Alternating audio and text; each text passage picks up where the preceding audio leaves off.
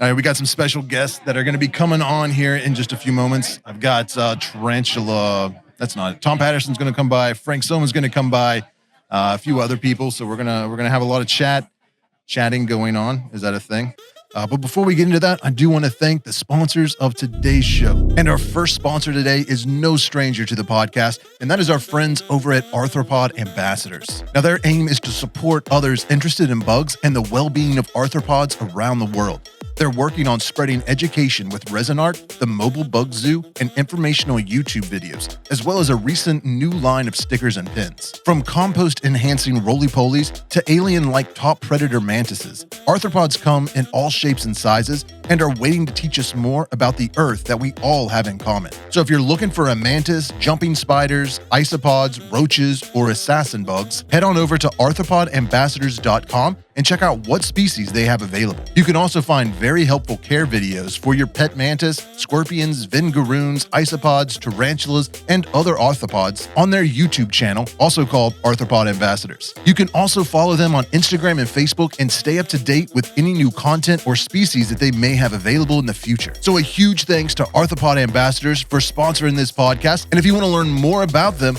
I'll link the podcast that we did together at the end of this video or down below in the show notes. And our second sponsor today is none other than TarantulaCribs.com. If you're looking for high-end acrylic enclosures for your tarantulas, scorpions, isopods, or pretty much any invertebrate, then you need to head over to TarantulaCribs.com. They recently restocked their website, and they have some new products coming out in the very near future, like larger enclosures. So whether you're looking for an arboreal or terrestrial enclosure, they have a wide variety of sizes for any stage of your invert's life. I use them a lot for my tarantulas and true spiders, and they're my favorite enclosure by far. And if you use the code TCollective10 at checkout, you'll receive 10% off your entire order. Currently, they're only available to residents of the United States, but they are working on international shipping, so hopefully that'll be available soon. So thank you so much, Tarantula Cribs, for supporting this podcast, and for all the sponsors today. You guys are awesome, and you're integral in keeping this podcast up and running. So thank you so much for your support. Now, and so I didn't expect it to be this crazy. Thought people would slowly be making their way in here. All right, we got our first guest.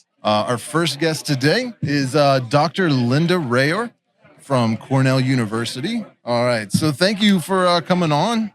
And I mean, it's awesome having you here at Fear Not. Can you just tell everybody a little bit about yourself? Hi, I'm Dr. Linda Rayor. I'm at Cornell University, and I've studied spiders off and on for 40 years, and mostly for the last 30 years. I really feel very passionately about spiders. My specialty is social spiders, and I'm interested in spiders that live in groups. And so I'm interested in tarantulas that are communal and live together, but my real specialty are the huntsman spiders. I like huntsman spiders, yeah. I like huntsman spiders too. Very cool. So what exactly are you all doing at Cornell? Your husband was telling me a little bit about the it was kind of like an exhibit that you guys had set up where people would come in and there was a bunch of different inverts and stuff like that. So a number of different things. Okay. So one, we have Insectapalooza. The Department of Entomology puts on Insectapalooza every fall that isn't COVID. In late October, and this is open to the public and usually has about 35 different exhibits, and I run the arthropod zoo, which are basically spiders, and we bring in a few insects, but largely it's spiders from my lab and live butterfly house and things like that. Okay. And you said you were studying like the social aspects of spiders? Is that like what exactly are you looking for when you do that? So my own work is on social huntsman spiders from Australia and more other parts of the world. And there truly are not that many. Actually, can I give a different answer here? Definitely. So less than 2% of all the spiders in the world out of the almost 50,000 spider species that have been described live in groups beyond initial maternal care in some of them. And many of the spiders that live together are either cobweb spiders or velvet spiders that live in big webs, and you can have hundreds of thousands of spiders, and they're really, really cool. That's not what I study. What I study are huntsmen that live together in social groups of mothers and their young. And they're really, really interesting and very unusual compared to the other social spiders. I've discovered 4 species that also live in mother-offspring groups, plus the main one, the Lanacantherides, which is just awesome. And I suppose what interests me is I've always been interested in social behavior. I started out studying prairie dog social behavior. I've always been interested in mammals and primates, and then got interested in spiders. And spiders are awesome. So I've been interested in how do you get cannibals that live together without eating one another to do it. So anyway, that's what I do.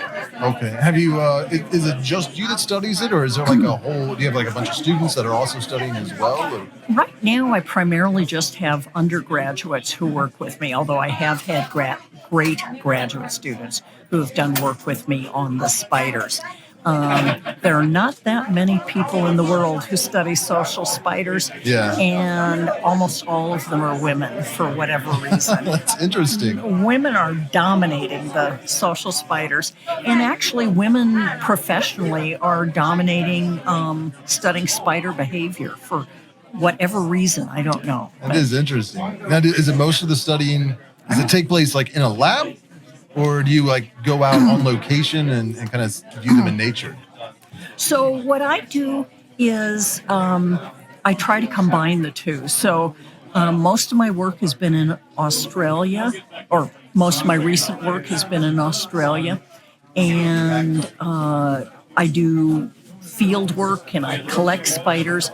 Unfortunately, with huntsmen, they're under the bark of trees or under rocks. And so it's not like you can disrupt their retreats and put them back and then come back another day. So you're either watching them when they come out from under the tree bark, or when they're out foraging, whatever they're doing. And that's usually middle of the night, so it's not optimal viewing. But so I combine field work plus work in the lab, because you can see them better. So I've got them in aquariums where I've got artificial bark that's clear plastic, and you can see through it. Oh, that's clever. Look at their behavior. It works great, actually. Nice. Because you really need to be able to see them. How many different species do you study, like currently? Like right now, is it just like one that you're focusing on, or do you have like 15, 20 different species? I'll give you a slightly different answer. Over the last 20 years, I've studied about 40 different species, about 30 of them pretty well. Primarily, they have been the Aussie species that I've collected, but also I have benefited so much by the pet trade, actually. Cool. Beautifully, in terms of, Frank Somma has brought in diverse huntsmen from different parts of the world, and as I've traveled in different parts of the world, I've been able to legally collect them and study their behavior from there. And I'm particularly interested in kind of early mother-offspring behavior. People don't think of spiders as being maternal, but in fact, huntsmen and bunches of other spiders are really good moms. And so I'm interested in how long they tolerate the young, how long the siblings are together and might share prey, and so things along that line. So anyway, I've benefited a lot from spiders coming in through the pet trade. Right on. So what's the most interesting behavior that you've observed or studied? Are any of them like really do they keep their babies, kind of near them for a long amount of time, or do any of the huntsmen exhibit any kind of communal behavior? You're asking an impossible question. What's coolest about spiders? It's not like this is an easy thing. So I think what's coolest about spiders that really revs me up is when I just showed you a picture of siblings of multiple different cohorts, so different ages and different sizes sharing prey. And what excites me about this is it's kind of a way of saying, okay, I'm a predator, but I'm tolerant enough that I'm willing to share prey with you rather than killing you. And the fact that spiders do this and cooperate on prey sharing, I think is really kind of a central thing that I just love watching it. Yeah. You know how some people watch goldfish in their lab? I personally like watching spiders kill things and eat them in my lab. So, Friday afternoon, I'm feeding and going, yeah, this is great. This is what you want to do. So anyway, so for me, the social huntsman is sharing prey and being willing to be near one another. And they stay together for about a year and a half before they disperse out. And so really the teenagers are not leaving until they're sexually mature or about to be sexually mature and dispersing. Yeah, I wasn't aware of that. And if I could say, and then they get really crazy and start killing one another because they want to be the only one breeding in the area. So you got this cooperation and conflict, and I am just totally drawn to this. Is that why you study huntsmen specifically, or what drew you to that particular type of spider instead of black widows or house spiders or tarantulas? When I first started teaching spider biology at Cornell University I don't even want to talk about it, in the 90s, I got tarantula crazy. I was using them for teaching and all of a sudden just went crazy and really just didn't find a system that I was that excited by or that I thought I could take that far. But I read about a social huntsman in Australia and have ended up collaborating with my Australian colleague, Dave Roll. And so I went to Australia thinking, okay, so these huntsman spiders are doing what all the huntsman spiders do, or what all of the other social species do. And it turned out they were so friggin' weird. Really? The fact that they were so, this combination of staying together for, over a year and then fighting with one another and dispersing and competing for very, very rare retreats in the habitat was just fascinating. And then as I discovered new species that had similar behavior, it was just amazing. And so a lot of my work has been comparing the huntsman. And so it's my system. So there are other people that study huntsman systematics. I'm the person in the world who studies huntsman behavior. So, and my students. Yeah. So how many students are on your team? Right now I have 4 undergrads working in my lab. And part of this is because I've got a lot of spiders. I need help feeding. So, but different ones are doing research at different times. You got anything new that's coming out on the horizon? Do you want to talk about? I suppose the 2 things that I've been working hardest on lately is collaborating with a former student on the huntsman phylogeny. So this is the family tree and the relationships of the huntsman, because in today's world, you really need to know who's related to who in order to make conclusions. And then the other thing is we've been racing huntsman spiders, and huntsman spiders truly teleport. And anybody who is you have at least one huntsman? I do, yeah. I've got one of the David Bowie huntsman spiders. Okay, David Bowie are cool and weird, but one of the things that I've been doing is my students and I have been racing them And turns out some of the fastest can run as much as 130 centimeters a second. These guys just teleport around, and they are really hard to catch, but they are really interesting spiders. How are you able to measure their speed? So what we did is the way people run most things is in kind of open tubes. But the problem is huntsmen can walk on anything. You can have a big huntsman on the ceiling without any problem. So what we do is we have hollow acrylic tubes that they run in, and then we've got cages on either side that we're catching them in. Okay. So then how do you actually measure their speed then? Is it like a time thing and a distance, or do you have like a speed gun? We've got a high-speed camera and then are running the videos, and we're collaborating with a Costa Rican who is doing computer modeling and tracking their runs, basically. Oh, wow. It's really neat. It's really, really neat. It does sound a little complicated, actually. It's more That's high-tech than fascinating. I personally am. Yeah. But anyway, that's what we've been doing. This is falling off there. That's very cool. Well, thank you so much. Sure. And Frank is hanging. Well, he was hanging out behind you. Hanging around. I think he was wanting to sit in your chair. But would you be willing to come on the podcast again later when we can do it just you and I, like When it's quieter? maybe like through Zoom or something? Yeah, I'd love to. That would be really cool because it seems like people have been very interested in what you're saying. I don't even know how we got 131 people right now watching us. Really? Yeah. So hopefully they can hear us. Cool. So you didn't ask me anything about Monster Bug Wars. Oh, I did? I thought you told me not to. No, you can't ask about Monster Bug Wars. I've just been surprised nobody has asked me about Monster Bug Wars. Well, tell us about Monster Bug Wars.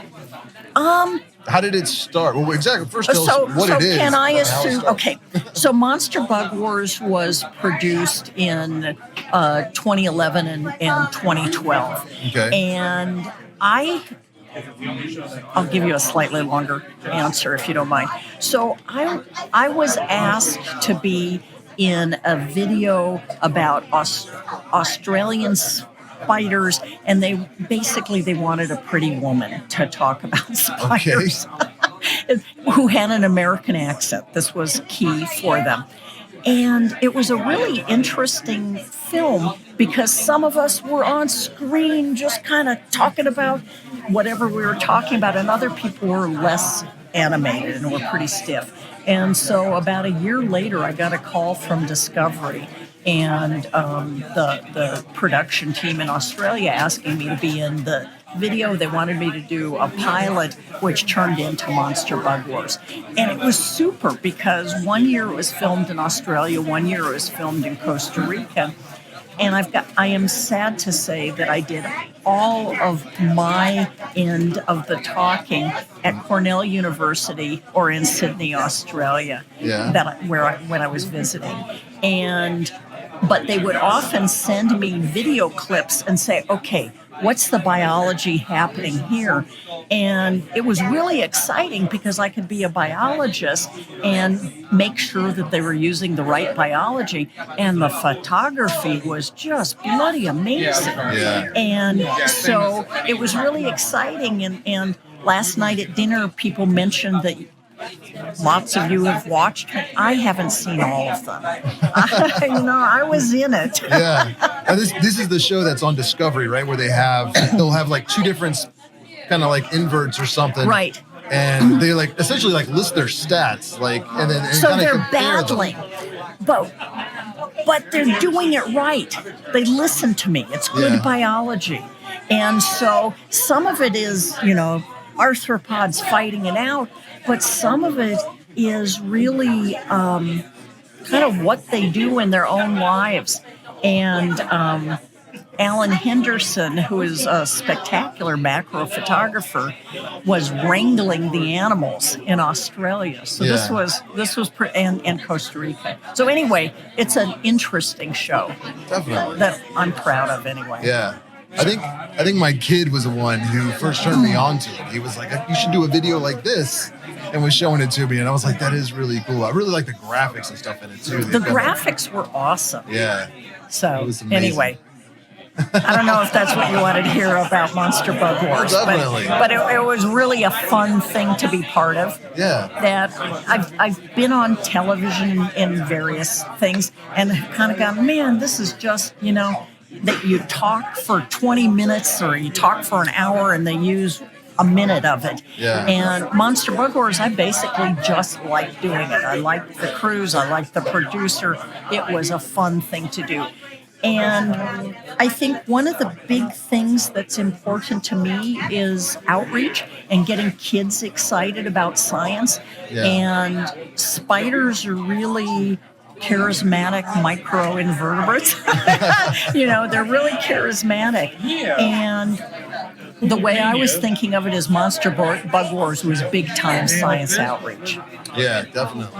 So, yeah, I've seen a lot of, there was Monster Bug Wars, and then there was Coyote Peterson from Brave Wilderness. There's a lot of guys out there that are doing stuff to just kind of try to bring people in on the science aspect. I think I would rather emphasize real biology and less of the risk-taking of doing things. Yeah. You know what I mean? I understand. You've kept spiders for years, and I would bet that most of us have been bitten once or twice, but mostly, if you're careful, this is not our reality. Yeah. I've only been bitten once, and that was by a ball python. Like, none of my inverts have ever bitten or stung me so far.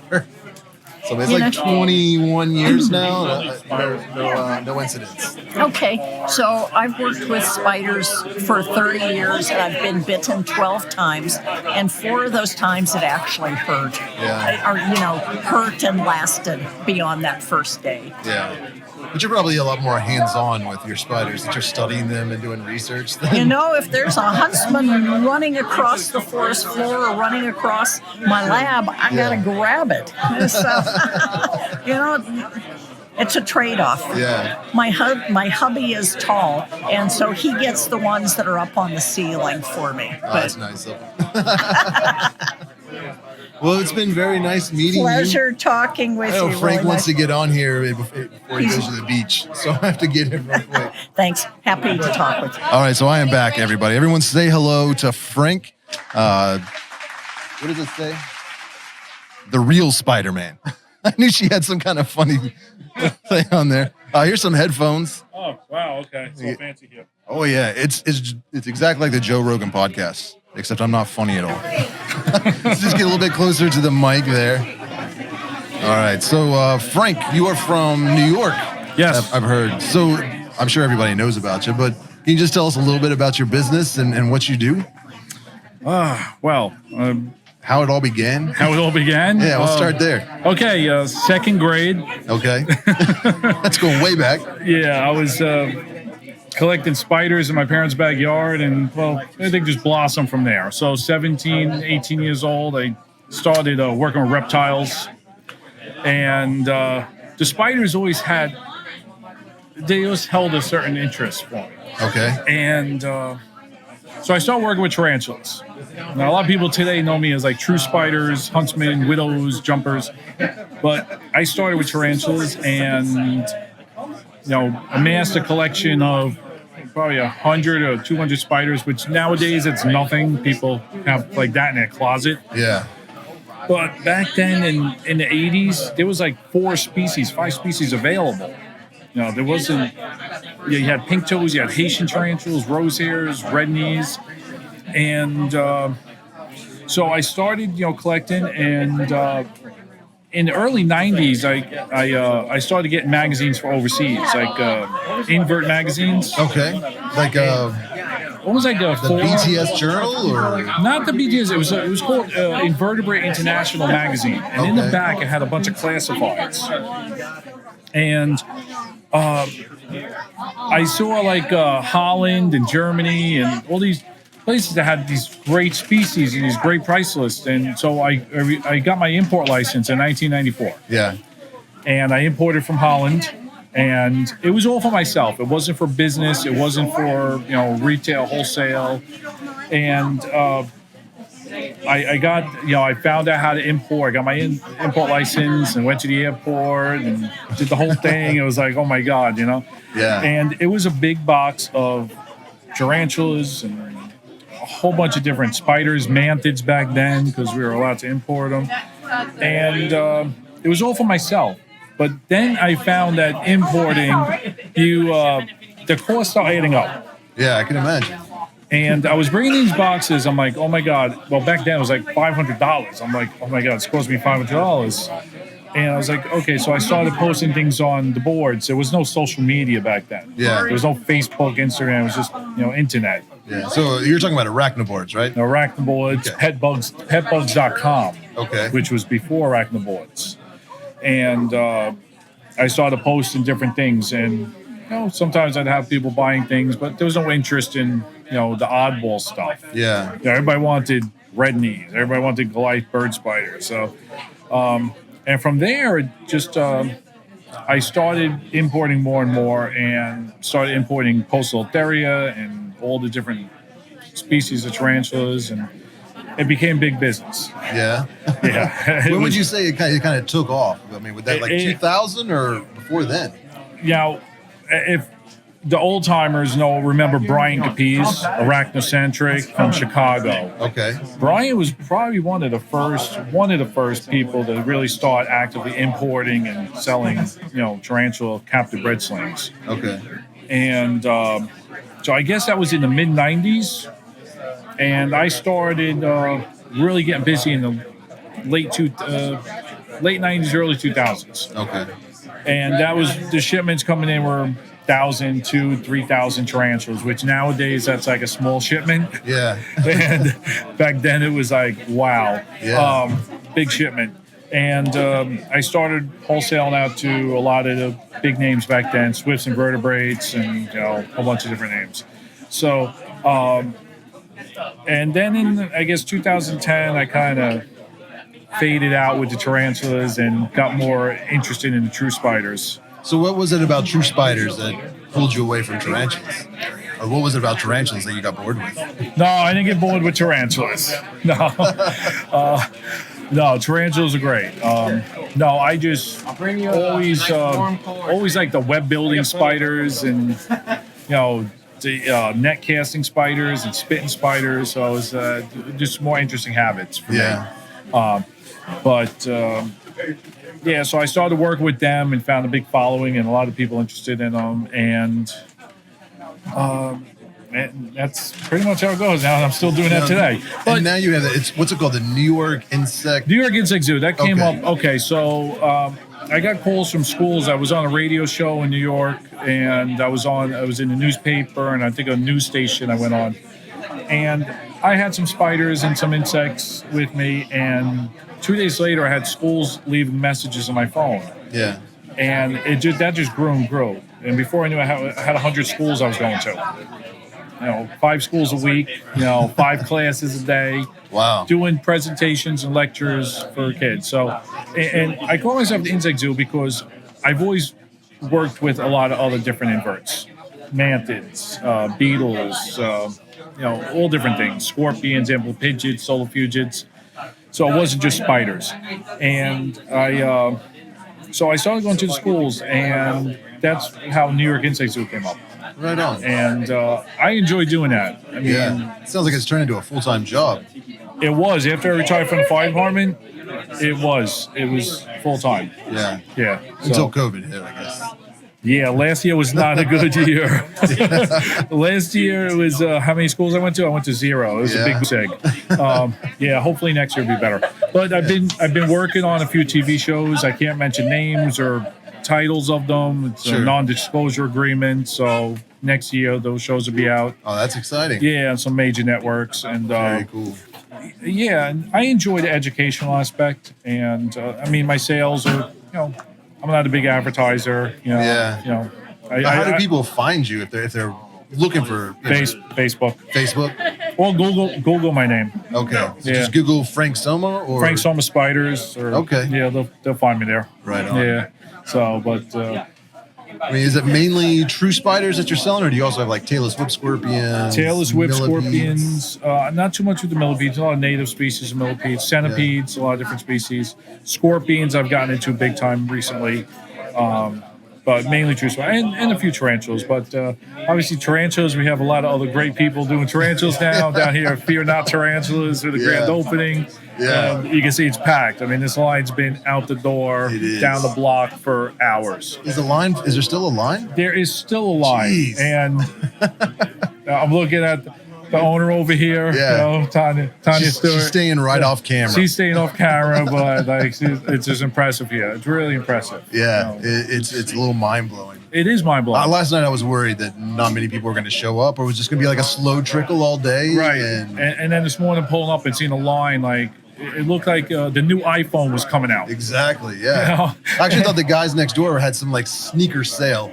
Yeah, you get some really cheap shoes or something. I was like, wow, they're all here for the tarantulas. Yeah, it's impressive. But she's doing great. You want tarantulas, come here. Definitely. Fear Not Tarantulas. And she also knows how to throw one hell of a party. And it's a hell of a party. Yeah. Hot dogs, bratwursts. Yeah, there's going to be hamburgers. games, raffles, giveaways. Yeah, so it's great, really great.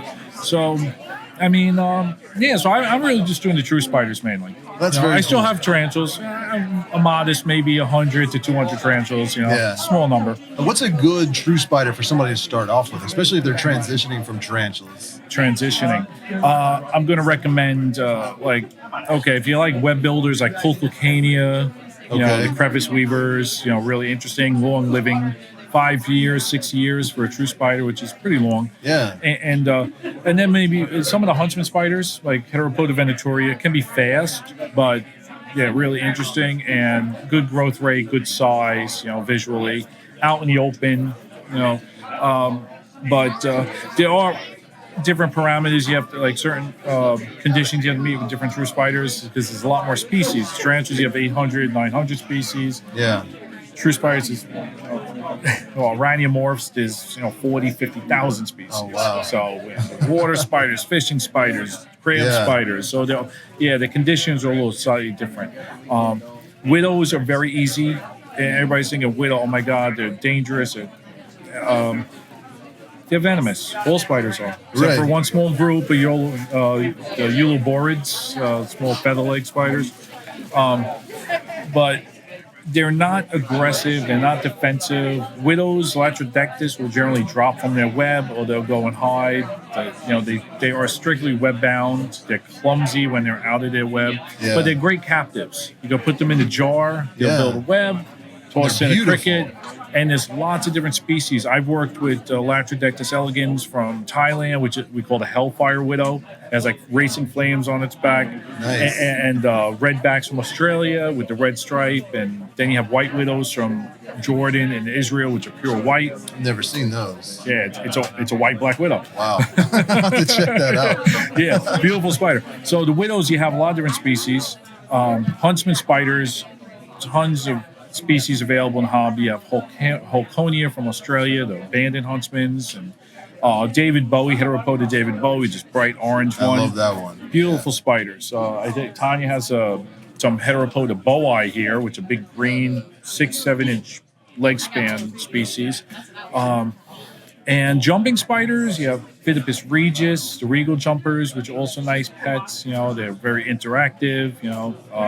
Have almost like personalities. Yeah. So there's a lot of great true spiders to work with. A lot of people like the orb weavers. Orb weavers I would recommend more for once you gain and have a little experience, because a lot of orb weavers weave large webs. Okay. So they need support, a large area. Yeah. A lot of them feed on flying prey. I see, from being on Facebook, I see a lot of people selling like those spiny orb weavers, and there are species that just are not good in captivity. Okay.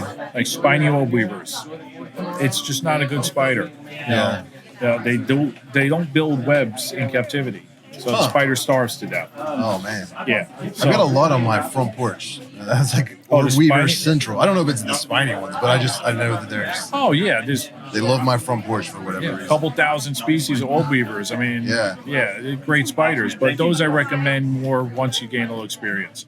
Yeah. So I would stick with the smaller, jumping spiders, huntsman spiders, wandering spiders, where everybody's going to freak and say, "Oh my God, the Brazilian wandering spider, Nutria, it's dangerous." This, that. There's a lot of different wandering spiders, Okay. and then not all medically significant like Nutria is. Yeah. Culpayenius, great family, great genus, and they get big, they're colorful, and they're really cool spiders to work with. So they can be fast, but and amblypygids, it's lots of different things out there. Yeah. So I really like. I've got one species of the tailless whip scorpion. It was the Jamin medius. Yes. Yeah. Yeah. Are you the one that corrected me? Yeah, probably. Okay. Like I bought it as a diadema, and then I made a video, and then they're like, "Oh, that's not actually the species." Yeah, So I know. it was like very frustrating trying to figure out what species your tailless whip is. A lot of Facebook, see, I get attacked. I like trying to if I see something needs to be ID correctly, I'll go there. Yeah. And and it might seem like I'm being like a little rude or a little but I'm not. I'm not trying, because anybody that knows me on Facebook knows. Listen, I'm just trying to give you the right ID. Yeah. And I am wrong sometimes. I admit it. Yeah. But diadema comes from Tanzania, Kenya. Tanzania hasn't exported since it's been 6 or 7 years. So now the majority of daemon that come into the U.S. are medius. They're from Ghana and Togo. Okay. A little bit more forested, moisture-loving species. They're bigger than diadema. And then Cameroon, you have Damon Johnsoni, which is a monster. Yeah. It's like, Are those the ones you were talking about last night? yeah. No, the ones that Heterophrynus is a big South American one. They're Yeah, that sounded impressive. tremendous. Yeah. But I was the one that corrected you. Oh, I appreciate that. Yeah. So, but they're great pets too. Actually, Linda had done a bunch of work with amblypygids years ago. Yeah. Dr. Linda Rayor. Yeah. Yeah. And that's how I met her, using amblypygids. She was doing work with social behavior. So, and I have Europygids, and I just got a bunch of velvet worms in yesterday. Those are ones that were spit and glue? Yeah. That's wild. Yeah, Peripidus and Epiperipidus, they're really primitive, kind of crossover between worms and arthropods. Yeah. And they use they spit, it's like a natural glue to trap their prey, but it's really strong. So I was in my hotel room, like separating out Peripidus for your next guest, probably Tom Patterson. Yeah. So I'm counting. Yeah, he's hiding. He's right over there hiding, Bat Boy. Okay. But I have 5 of my own. I understand. Oh, yeah. What happened? I don't know. I don't know what's happening. But okay. So you guys, you're all heading to the beach today? Well, hopefully. Yeah. Later on. Okay. Get some relaxing, done. Yeah. So, and what are you going to be doing today? This is it. This is it? Go have dinner and then relax in the hotel room, I think. Yeah, no, it sounds like a plan. I'm not used to being around. I didn't grow up in New York, so I'm not used to being around all these people. Well, I live in New York, but I'm in like a borough, so it's more like a little. It's not the city. Oh, okay. It's an island. I'm in the outskirts. Gotcha. But when I think of New York, I think of thousands of people living on top of each other. In the city, Manhattan, you have thousands of people living on top of each other. But I'm a little bit more, like suburb. I gotcha. Okay. So, but it's been great. I mean, it's been great coming down here and meeting you guys. And it's strange talking to people on Facebook and that being your only interaction, and then actually getting to meet people in person. It's it really kind of gives you a whole different idea of who they are. With my business, when somebody like PMs me or sends me a message, I immediately say, "Here's my phone number. Call me," because I have always found the phone to be more personal. And it probably freaks people out these days, though. call you. Just give me a call. Then you hear this. Well, no, I don't think it freaks people out because I think they see there's not a scammer on the other end. That is a good point. Yeah, Facebook. I mean, a lot of these small businesses, who knows, they pop up and you hear horror stories online. So at least the people, they hear a voice. They hear a voice, they hear a tone in your voice. So that's me. I like I like contact, talking to people, and everybody tell you, it's like, oh, Frank always calls. He hates writing. He hates emailing. He doesn't like texting. I tell people, just pick up your phone and call me. I'm like old school. It's like, pick up your phone. That's very cool. But it's been great here. Having a great time, and It's awesome. I don't know what else to say. Yeah, me neither. It was a little intimidating, not just all the people that were here, but that at the same time the doors are opening, they got a delivery of. Yeah, she got a big delivery. Big import. I was like, oh, this is going to be a wild day. Yeah, she's got her work cut out for her. It seems like she has a great crew here and, good workers and, really going well. So you're on Facebook. Is it Frank Somma on Facebook or the New York? Just New York Insect Zoo. New York Insect Zoo on Insect Facebook. Zoo. All right. I post a lot of pictures. I answer questions. And, you're on Instagram as well. I am on Instagram now. I got like 10 pictures on Instagram. I thought I saw you on there. Okay. Yeah, I'm on Instagram. And I just got on TikTok too, but I don't know what that is. Oh, that's bad news. I tried. I can't do it. I'm no Kelly Fornes when it comes to that. That guy, he's got his TikTok game down. I can't compete. He does.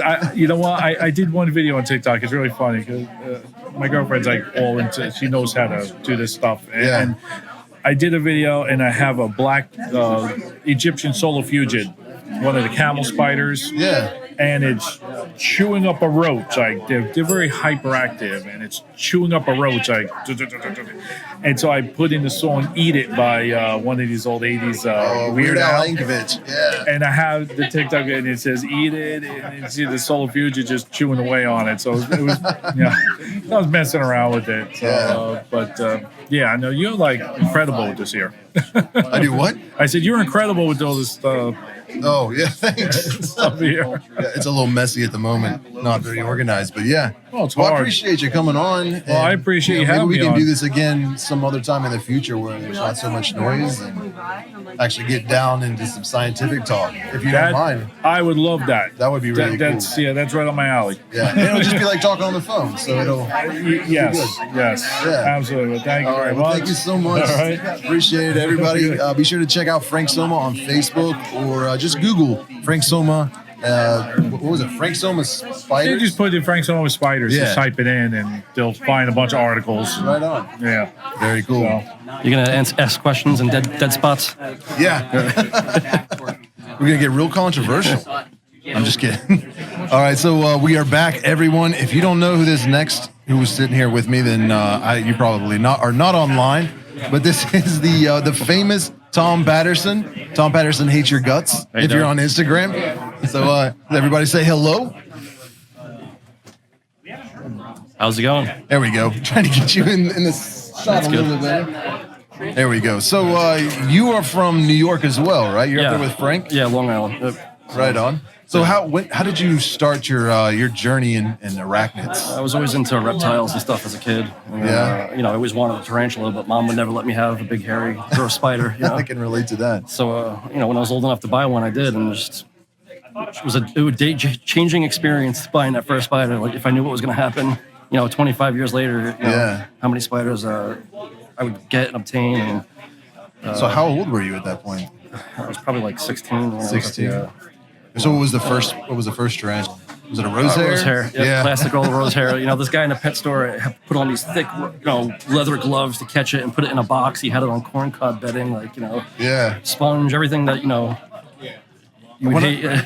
When I got my first one, it was at a pet store. They had like a little 16-ounce deli cup or something. Yeah. And I had it for maybe a year or so, and it went into pre-molt, but I didn't realize it. I just knew it stopped eating. So I took it back to the pet store, stuck my hand in there and pulled it out to show the guy, and he lost his mind. He's like, that is extremely dangerous. It's going to bite you, and you're going to have to go to the hospital. I'm like, that doesn't seem right. That's not what I read. I was so ignorant to it, too, at the time. I'm like, the pet store wouldn't sell something venomous, so I was picking them up and playing with them, too. Yeah. That's And pretty then, wild. the first time it molted, I was completely ignorant to it. I had no idea that spiders molted, and Yeah. there it was on its back. I'm like, God, another dead pet. Yeah. Came home. Thank God I didn't throw it out later that night. I came home. I'm like, what the hell happened? There's 2 spiders, and just from there, you become fascinated with them. And, Yeah. So did you get the Tarantula Keepers? What is that? The Tarantula Keepers. That book. The Bible. I never had. It's the one book I've never No? had. I try to collect as much literature on tarantulas as possible. I have hundreds of books, man, but for some reason I never had that one. Yeah. Somebody I think actually just sent me one of the first edition copies of it, so I have it in my collection now. But That's cool. it was weird, back in the day. I was very fortunate to have Frank in my area and his partner Tommy Augusta at the time. Yeah. They were huge importers, and they would get these imports, and I'd show up at their house that day. So I was very fortunate to get first pick and get these spiders. And it was a weird time. There was no internet; you couldn't look them up. They would hand me a piece of paper with some name on it. Mm-hmm. That meant nothing. Yeah. And luckily spiders are pretty easy to care for. So you put some dirt and moss in there, and they'll grow. Yeah. But sometimes I don't think people realize how good they have it with all the information that's so That's readily out there. available now. Yeah, it's crazy. It's like it wasn't like that back. No. And you guys way predate me. Like when I was talking to Frank, he was like talking about the early '90s. I'm I wasn't there yet. Yeah. I didn't get my first one till like 2000. I think. Well, him and Tommy Augusta was his partner at the time. Was a spider dealer from New Jersey, and they would always be at the White Plains show up in New York. So I'd meet them there, and we always had our own little spider clique up there. And, like I said, I was very fortunate to have those guys around back then. That I would post pictures on arachnid boards, and people were like, "How'd you get that?" It's the first ever. They were all coming from Frank. Yeah. Now I got some spiders from you recently. I got a couple fishing spiders, and so when did you kind of move from tarantulas into more of the true spiders and other arachnids? Yeah, I always started to get. I was really into other my gallimorphs, like Little Felly and Diplora and stuff like that. Because tarantulas, I felt like I had them all, so I just wanted to try to experiment with other spiders. And so my gallimorphs, like I said, Little Felly and Diplora, they were really cool. Yeah. I bred Megathyloides, and I was just fascinated with them. And Frank started splitting imports with me. We were bringing in a lot of true spiders, and I got really into the wandering spiders, huntsman, Cupienius, Fenutria, fast-moving wandering spiders are really cool. So just honestly, for the true spiders, it's only been a few years I've been doing it, maybe 4 or 5 years. So tarantulas forever. Yeah. So. Do you get into any other reptiles or anything like that, or you stick mainly with arachnids? Yeah, no, I have a lot of reptiles at home too. I just don't post about them. I don't breed them; they're my pets, So, I have like 25 snakes at home too. People, wow. I never post them, so people don't know about it. I did not know that. Yeah. What kind of like ball pythons or? They're all snakes that were dumped on me by people that didn't want their pets anymore. So it's a mix. I have red-tailed boas, carpet pythons, king snakes, corn snakes. I have a frog. So, right on. Yeah, I have all kinds of cool stuff over the years. So, very cool. So how did this whole Facebook group about people being victimized by Tom you can blame Patterson? Tarantula Cat for that. Is that Tarantula Cat? She's the one that invited me to it. Yeah, that's a lot of fun. What is Look, this? I dish it out to people all the time, so it's I have to take it too. So Yeah, it was very funny. It's a fun group though. Yeah. So if you want to go pick on me, that's the group to do it. Yeah. Right. So you're how do people access you? Like if they're wanting to buy some spiders? Yeah, and it's stuff? best to message me on Facebook, or they can email me. Every picture I post has my email address on it. So I'm very little old school with the email, but or on Facebook. I don't check Instagram messages. There's 1,000 messages there. I'm not going to get back to you on Instagram, so I forget there's a messenger service there. Yeah. So, there's so much spam on there too. Yeah. It's hard to go through those messages sometimes. So I just use Facebook a lot. Yeah. So Facebook or send you an email. Yeah. That's the email's best way to get a hold of you. Right. So is it like a constantly rotating inventory or we're always getting new stuff. Me and Frank, like I said, we split the imports now, so we both have the same stuff, but I'm getting stuff from everywhere. I'm constantly getting new spiders in, coming and going quickly. So yeah. Right on. Awesome. So it's just you, like you just kind of.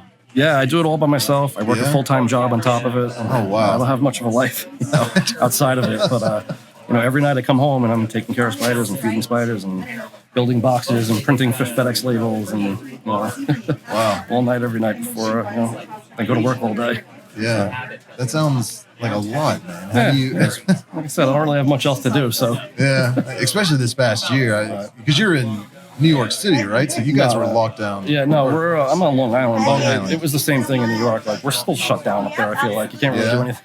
That's wild. Yeah. Yeah, I was talking to a couple guys up in Canada, and they're even more extreme with Really? the lockdown. Really? I was like, wow, that's pretty crazy. It's crazy though. Like the spider thing took off during the pandemic, which was the craziest thing. Like, Yeah. you know, I had more orders and selling more spiders during the pandemic than I've ever in my life. I think we can blame a little bit of that on Tarantula Cat too. Yeah, That's how yeah, I thanks, got. I was like, I kept seeing her open these boxes from you. And I'm like, oh my gosh, I got to reach out to that guy. Well, I always send her pictures when I get new stuff, and she's like, "I want that." You know? So Yeah.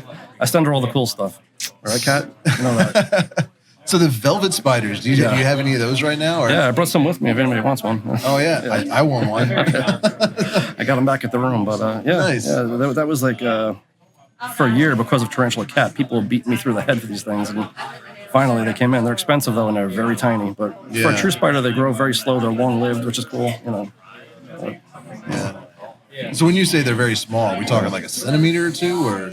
Yeah, I call them like a flea, like the size of a flea. Wow. You know, they're Yeah. so tiny, but they do really well, man. They're easy to take care of. They like it dry, so you don't have to worry about them drying out. Like, you know, other true spiders get dry and overnight they're dead. You know, Yeah. so these things, they do very well. Well, that's Really interesting. cool. Yeah. Now, what's the trapdoor spider that people call like the Oreo butt? Yeah, the cyclocosmia.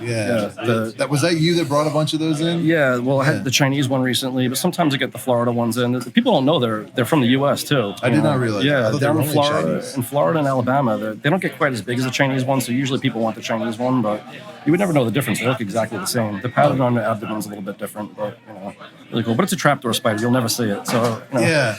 I always say, you know, trapdoor spiders are cool, but who cares how cool they are if you never see it? You know? Yeah, they're really cool when you're unboxing them. Yeah, They put it in exactly. enclosure. You know, they're mean too. They're biting and stuff, but once they make the burrow, Yeah. you're never gonna see it. Yeah, I was. People ask me all the time to make videos on trapdoor spiders, and I'm like, what? Yeah, boring video. Yeah, the half a second it takes it for to Right. grab the prey and disappear. Yeah, again. if you blink, you miss it. You know, Yeah. that's what I said. And it's I even tried like with high-speed cameras, trying to record that, and it's like it always seems that every time it opens and closes, it's out of focus, so it's just blurry anyways. I'm like, this is ridiculous. They're cool though. I mean, so.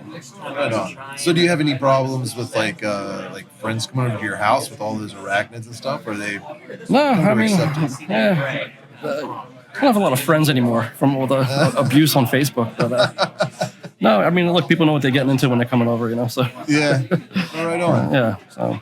Well, that's very cool. I've been lucky, man. I've moved all over Long Island a bunch of times with my collection. I was lucky to find places to live with that collection. So, Yeah. which is, you know, it's not easy if you're a spider collector moving in. You know. Yeah. One time I was moving into an apartment, and the guy was like, I told him, I'm like, you know, I collect arachnids and bugs and things. And he's like, what do you have, an emperor scorpion? I said, yeah, you know. That's like, And then some. and yeah, but, you know, I've been lucky. You know. Do they make you pay a pet deposit?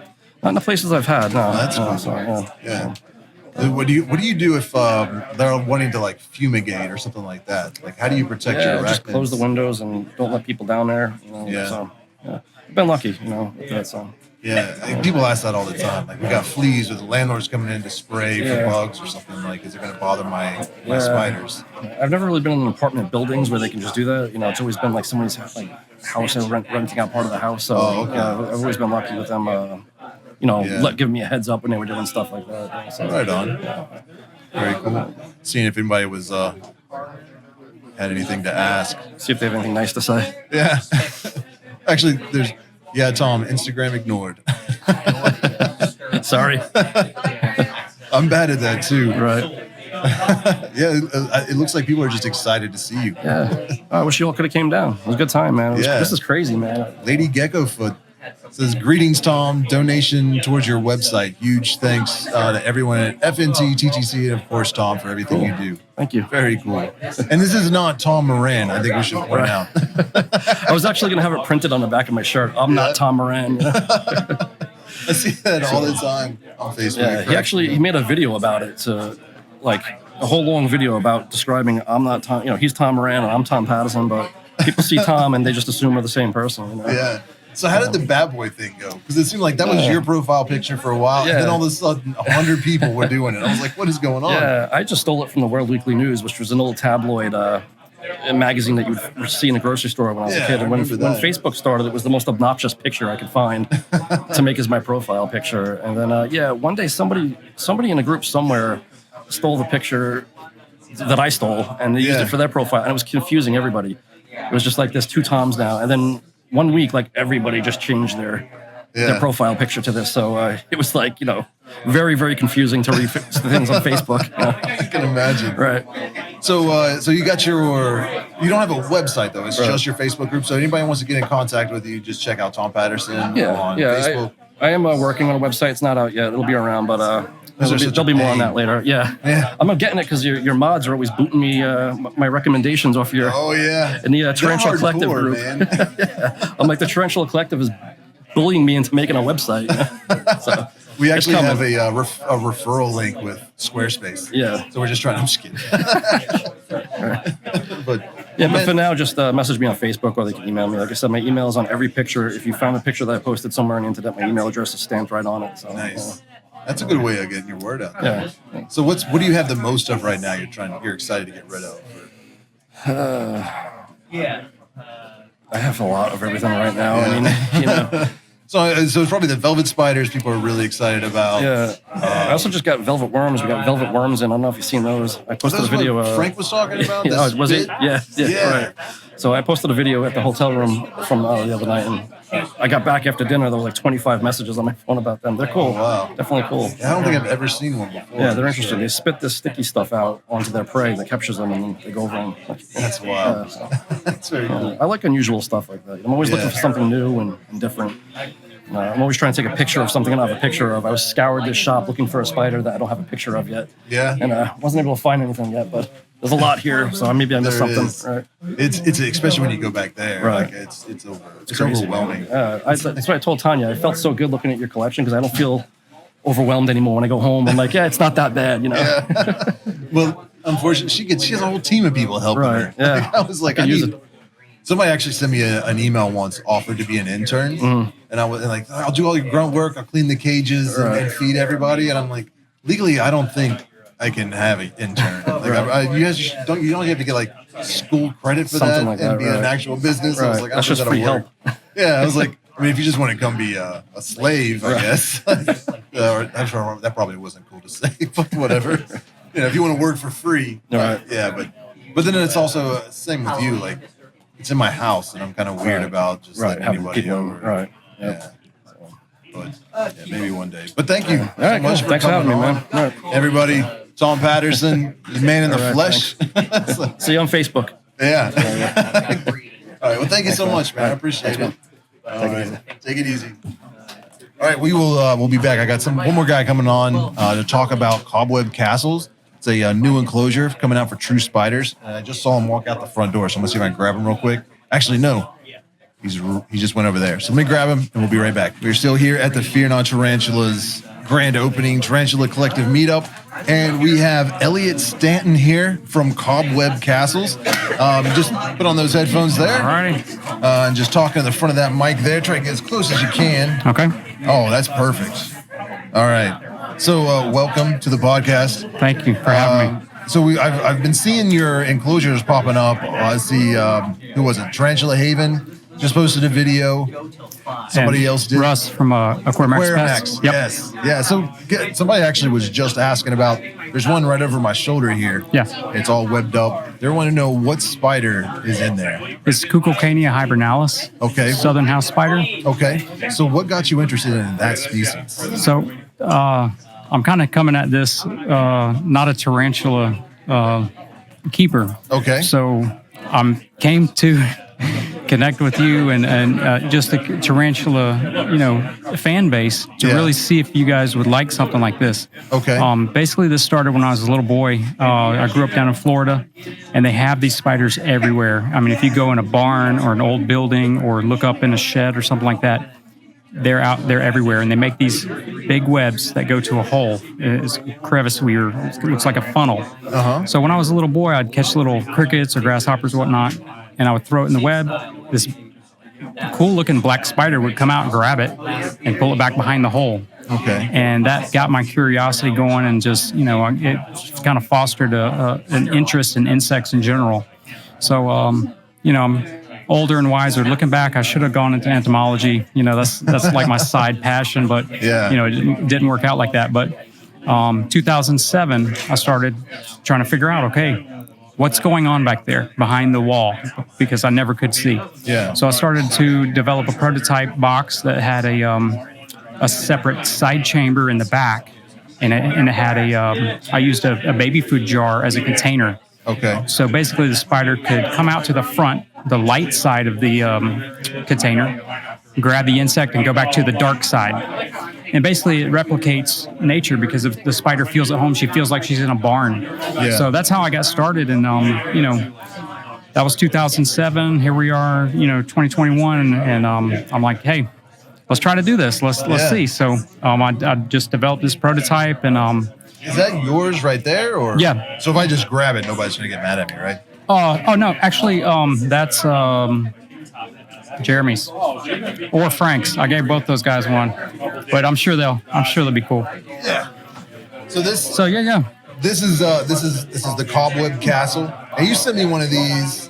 I opened it and looked at it, but I haven't been able to get in depth with it yet. Yeah. So I don't want to mess it up. So just kind of explain. Okay. So yeah, what we're looking at is the front of the habitat, and basically has a sliding plexiglass panel that is held down by gravity. I'm going to put a little pin right here where it's secured. But basically, the spider can't get out. Yeah, that's pretty heavy. Okay. And then on the back of the container, it has a dark panel. And it has a separate a chamber. The habitat is split into two chambers. So basically, this back chamber is a dark side, and basically came up with a little bubble back there where the spider can actually live inside that dome.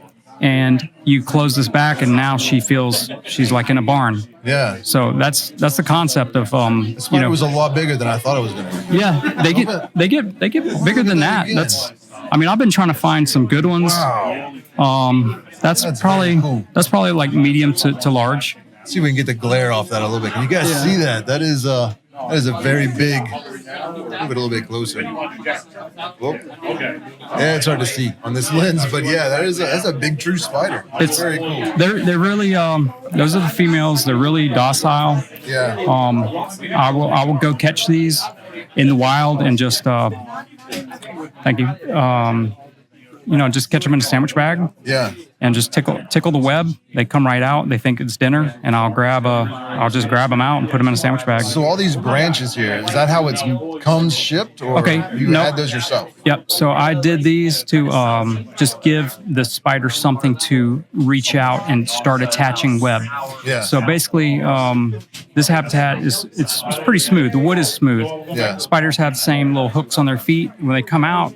It's kind of almost like you walking on an ice skating rink or something like that. Okay, that wouldn't go well. No, so the spider comes out. She grab that little branch and she'll attach web to it. Yeah. And basically, once she has her web established, we could leave this front panel piece of glass off.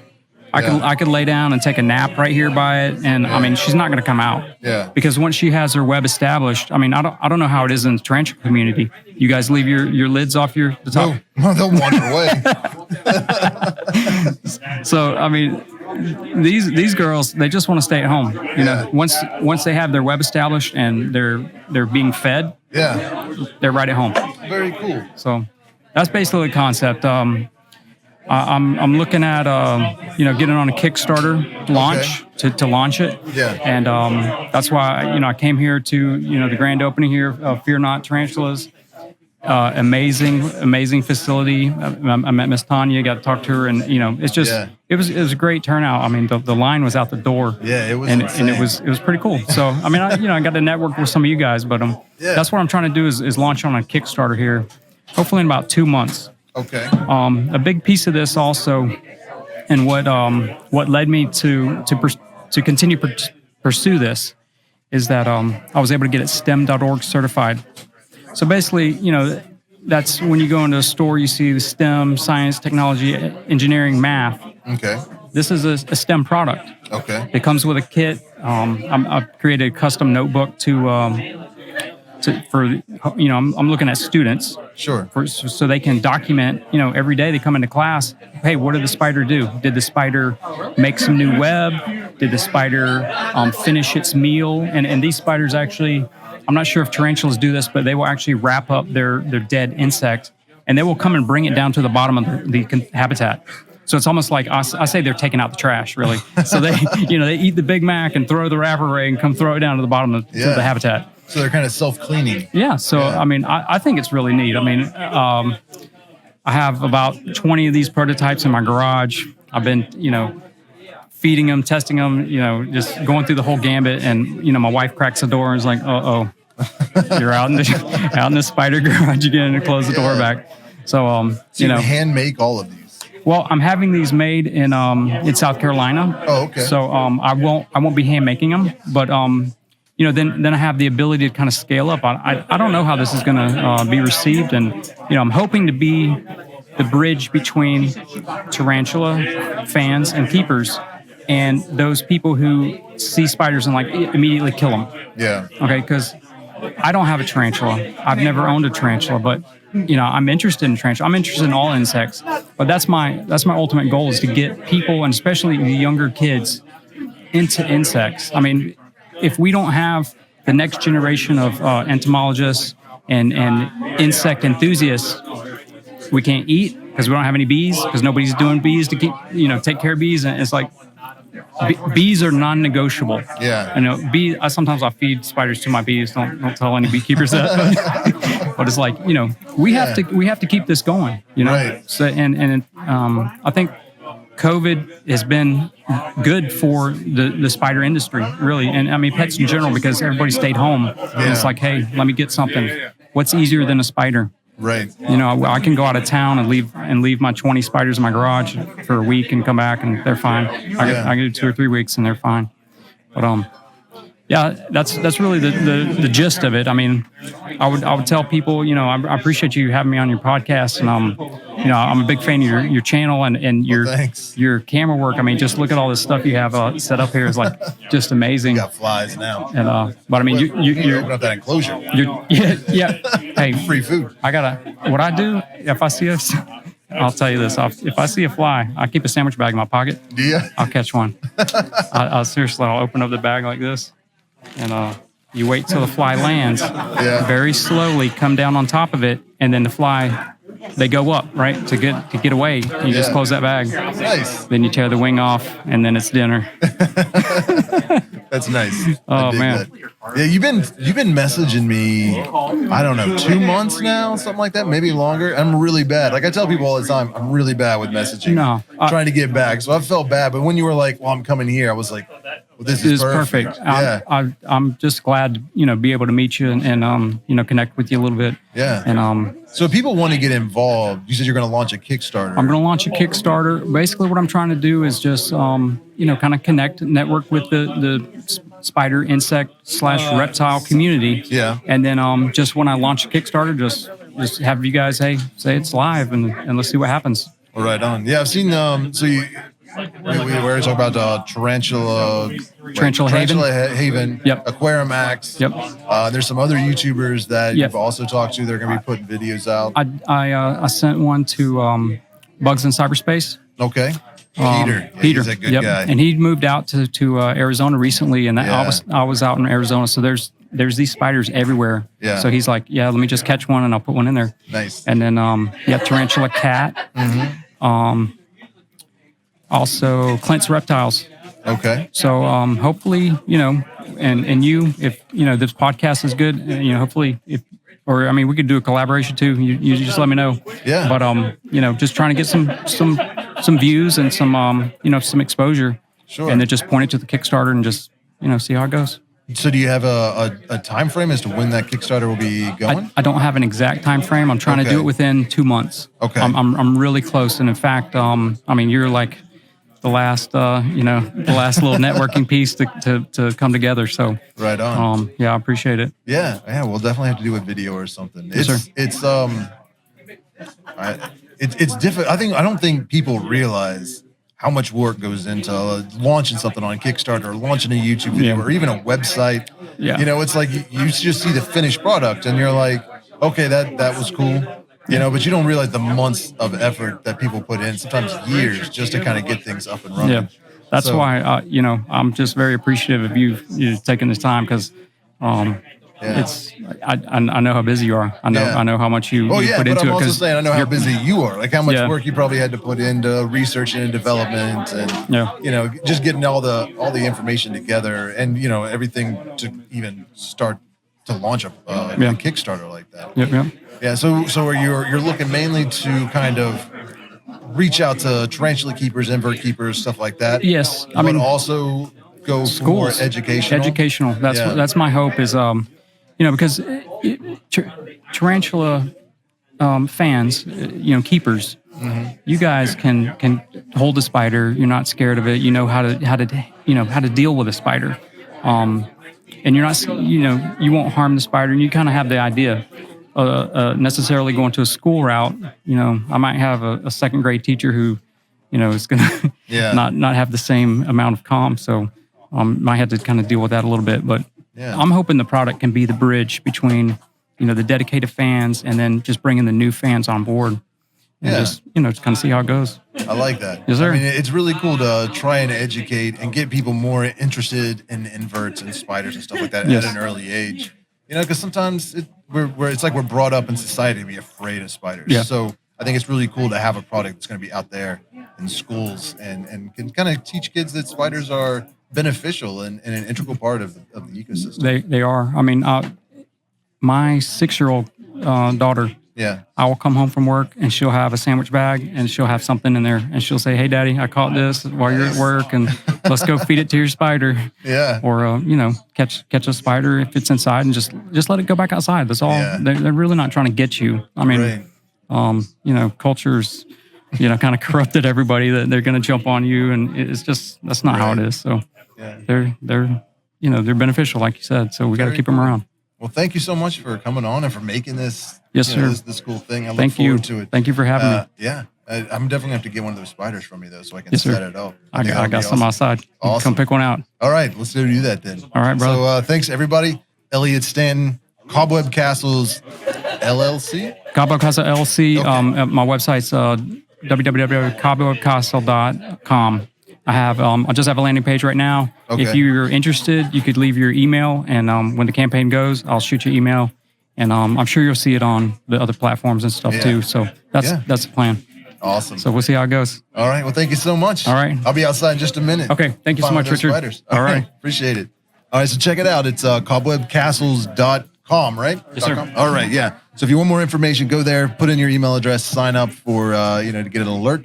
And I'm going to take another quick break. It looks like there's still over 100 of y'all hanging out, but I got some people that are wanting to shake hands and take pictures and stuff. So just enjoy the live stream, everything going on. And I think we got one more guest that will be coming on here shortly to talk about some spiders. And we are back. What's up, everybody? We still got over 100 people watching. You guys are wild. So I am here joined today by Jeremy Huff, and it says on his badge, Arachnid Empire. Yeah. I don't know what's on. What does it say on my badge? Oh, it just says the Tarantula Collective. But tell everybody a little bit about who you are and how this all began for you. Sure. My name is Jeremy Huff. Originally from Toronto, Ontario. I grew up in Canada. My father was a herpetologist, so I grew up with reptiles throughout my life. And then he had one shelving rack of tarantulas. And at the time, this was late 70s, early 80s. It was a selection of about 3 different brachypelmas, some pink toes. He might have had a cobalt blue once or twice. There wasn't a lot of tarantulas available at the time. That was pretty much it. And certainly not captive bred spiders. So at about the age of 6, I begged and pleaded to get my own. Yeah. So it was, at the time, Brachypelma smithi. Who knows if it was smithi or hamori. But that was my first tarantula. I was about 6 years old. And then it kind of snowballed from there. So then I got a Haitian brown, which was the other type of tarantula. It was the cheapest tarantula on the market. They were $2 each at the time.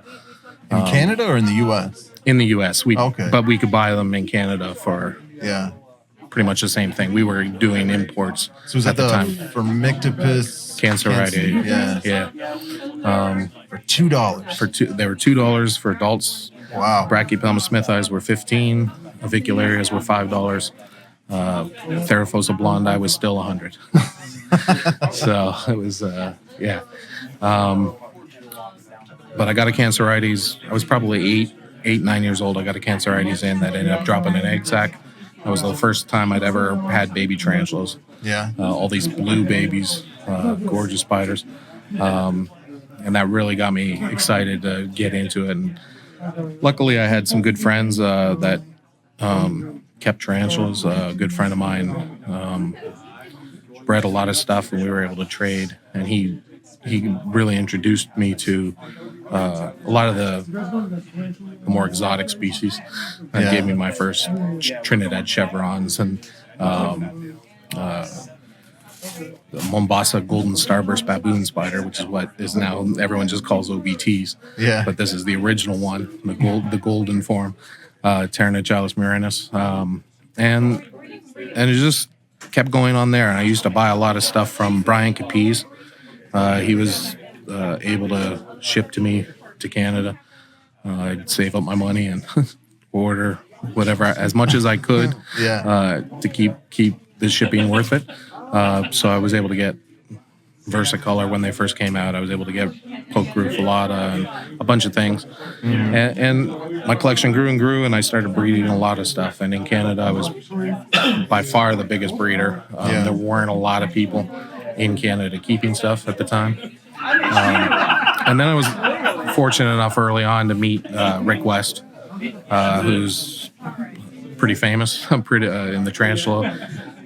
His name's come up a lot today. Tarantula world, So he's and he and I became very, very good friends.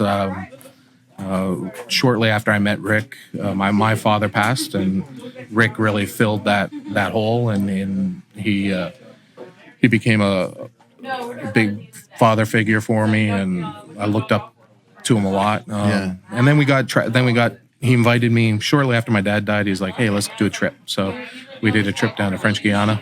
Wow. And man, it was a blast. That would be amazing. First night we got in there, and the one spider I had to see that I wanted to see that was down there was Ephebopus murinus, the skeleton. And we get to this little lodge, and they have like a couple of acres behind them of forest, but they have a little trail. Get out on the trail, and within like 10 minutes, big Ephebopus sitting at the burrow entrance. And I was like, man, this is awesome. So just in his back acreage, we found 10 species of tarantulas. Even avicularia right in our bedrooms, as well as Phenutria and some other cool things. And then Rick and I started doing a lot of trips. We went to Cameroon together. We wanted to look at, in Cameroon, the shaman use tarantulas to determine guilt or innocence for people. How do they do that? So it's really kind of interesting. They have a set of cards that are like a papyrus or a leaf with symbols. And so they put those beside the tarantula burrow, then put a clay pot over it, and ask the tarantula guilt or innocent or whatever it was. And then, of course, the tarantula doesn't like those cards in its burrow entrance. And because the pot is over it, they think it's nighttime, so they come out. And they just start flinging the stuff away from the burrow, cleaning up their burrow entrance. And so you come back a couple hours later and check and see what the cards read. And it was funny at the time, the questions we asked, Rick's daughter was pregnant at the time. So they wanted to know if it was going to be a boy or a girl and stuff. And he called it right. So, might be something to it. And that was an interesting trip, because one thing I've found in the hobby is, especially nowadays with the internet, it's gotten a little crazy. Everyone is set in their ways on how things should be. This tarantula lives in the ground. This tarantula is arboreal. Well, French Guiana, in Cameroon, we were also looking for Heteroscoda or Stromatopelma. We weren't sure what might be there. There's actually several species described in the literature, but hasn't been seen in 100 years. So we paid a couple guys to go up into some palm trees and collect tarantulas. They came down with a bunch of tarantulas. Oh, wow. Every single one was Hystrocrates gigas. What? Which lives in the ground. Yeah. Does not live in trees. And these were 60 feet up in the trees. So it goes to show you that we don't know everything. Right.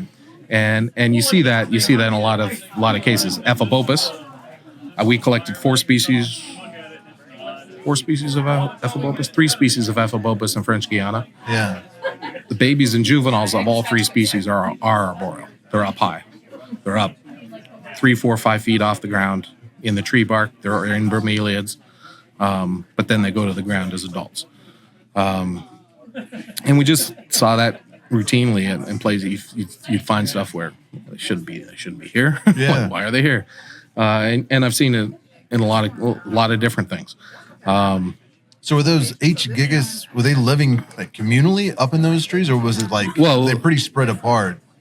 In a single palm tree, they would pull several adults out. Yeah. So who knows how many are in there? And have you heard of anyone trying to keep that species arboreally, like in captivity? I've never kept them arboreal, and who knows what it is? That maybe it's as babies they just go anywhere, and so as babies they're climbing up in the tree, and then at the top of a palm tree, a person can stand in the top of a palm tree. It's almost like land. There's detritus. There's broken down leaves in the crown. Probably plenty of bugs. It's very, very, it's very possible that to them it's no different. Yeah, being up high versus being low, because we found them at the base. This was a few feet from where we were having the one tarantula read the cards on the ground. Yeah, and then while we were in this village, we asked a couple guys to go up their palm trees next door. Yeah, and so that's wild. And then we did it at another village. It's the same thing. Asked them to climb trees. They climbed trees. Hystrocrates. We never found Heteroscoda on that trip. We never found a Stromatopelma. So that was a bit unfortunate, but it was also kind of cool to see that. See that Hystrocrates is, because if you look at a Hystrocrates, they're built to dig. Their hind legs are swollen, thick. They're built to dig. So how are they finding a niche up high and remaining there? Yeah. So when you go on trips like that, like what all is like? I'm very curious because Tom and Frank were also talking about taking trips to like Central and South America. Yeah. So when you go on these trips looking for stuff, are you actually collecting and bringing them back, or are you mainly just trying to observe them in nature and take notes and just learn? Well, it can be either way. I mean, on our trips, we chose countries that we could get permits for. Okay. So French Guiana, invertebrates, we could get a permit for. Cameroon, we had arranged to get permits for. Malaysia, we did a trip there, we could arrange. We can't do India, can't do Brazil, can't do a lot of countries. Because you can't get a permit unless you're working for a scientific institution. Gotcha. I then worked for a number of years for the American Museum of Natural History, for Dr. Lorenzo Prendini and the Scorpion Lab. And there I did a lot of field work as well. And it was the same thing, like couldn't do India. They just weren't going to accommodate us for even scientific collecting permits because they have their own scientists. I get it. They don't want to share. Yeah. But in that case, sometimes it would take months for me to get all the proper paperwork and the OKs and all the permissions. And then once you get into the country, it's almost never the way it was supposed to be. It's almost never smooth. You're killing 2 or 3 days in the capital trying to get the paperwork. And then you got to make sure you're keeping a couple days at the back end of your trip to make sure they approve everything. And that was preserving stuff. That was for the museum. We were preserving stuff. It wasn't taking any of the live stuff out. but even that was still a hassle. Sometimes we had to combine and work with a local biologist who'd be on our papers or what have you. But they would then, and then we would also have to deposit a certain portion of the material back at their local museum. So if we collected 1,000 scorpions, we might have to send 200 of them back to the original country which that's fine. But it's a lot of work. It's a lot of hassle. It's not like you can just go and take stuff. There are a lot of in a lot of countries they have a lot of people guarding the areas. Really? I've had soldiers or rangers pull guns on me in a couple of countries. Because they didn't want you collecting specimens? Because I was out at night in the dark with a little flashlight where I shouldn't have been. Yeah. And other stuff going on or this using a UV light, which really throws people off because they think it's like aliens or something. And the one place in the Dominican Republic, I had actually gone there during the day. Yeah. I had a friend of mine who spoke fluent Spanish. Explained to him, we're coming back tonight. Okay, no problem. Yeah. And then I'm walking and hear the shotgun. Oh, gee.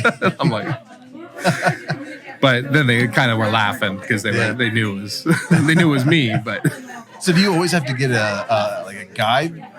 Or do you no, I mean I've done I've done trips completely by myself, which I don't really like doing. Yeah. I did a trip to French Guiana, my second trip to French Guiana, which was completely by myself. And there was a few times there where I was thinking I was being stalked by a jaguar or something in the forest, and I was like, maybe I won't stay out too late. I'll get out of here. I prefer to go with somebody, but I also prefer to.